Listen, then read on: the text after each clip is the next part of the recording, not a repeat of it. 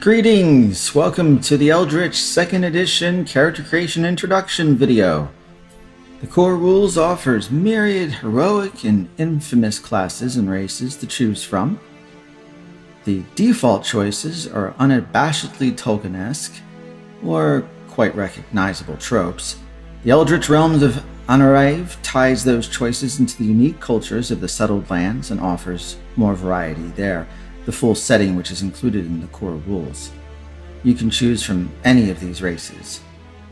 Then you simply choose one of the character classes: Assassin, Adept, Barbarian, Mage, Mystic, Rogue, Theurgist, and Warrior, or make up your own.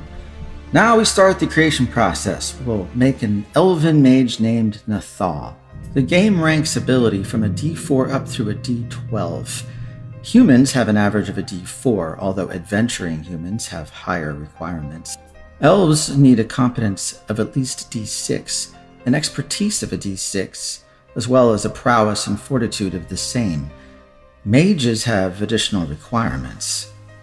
Mages, also called thaumaturgists, sorcerers, or elementalists. They study ancient grimoires and occult knowledge, tapping into the eldritch weave of magic to cast reality-altering spells. They activate their powers, magical scrolls, and enchanted items using Dweomercraft, aka spellcraft, or through ritual magic using arcane glyphs and runic symbols to create various magical effects. Nathal needs an expertise of D8 and a willpower of D6 in order to become a mage. And so we go to the official character sheet and fill it out. We've got his picture, his name, and then we know we have a D6 in competence, a D6 in prowess, a D6 in fortitude, and at least a D6 in expertise, but the class requires a D8, so we go directly to that. Also, a willpower of D6 is required. We decide that he's wearing leather armor and has a spellcraft of +1 in a focus area, and a resistance of +1 in a focus area, which are bonuses to the die rolls. Oh, and we get 10 extra points to spend, so we're going to spend it all on melee at a D6. And so when swinging a sword, he would just roll a 2d6. But when casting a spell, he would roll his competence of D6, expertise of D8, and then add the spellcraft bonus of +1. And we mustn't forget the defense pools, both active and defensive hit points, that are used in combat. We will have another video on how combat works. It is unique, and so it deserves its own treatment. Nathal does get some bonuses just for choosing this class.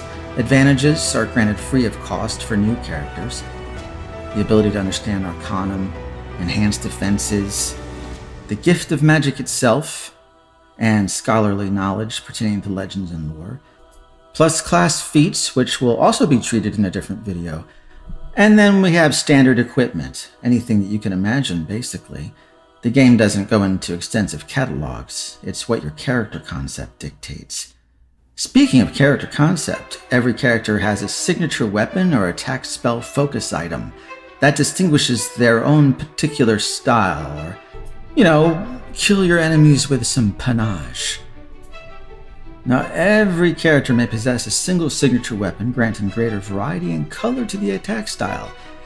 They may change which weapon is their signature weapon at every level. Things change.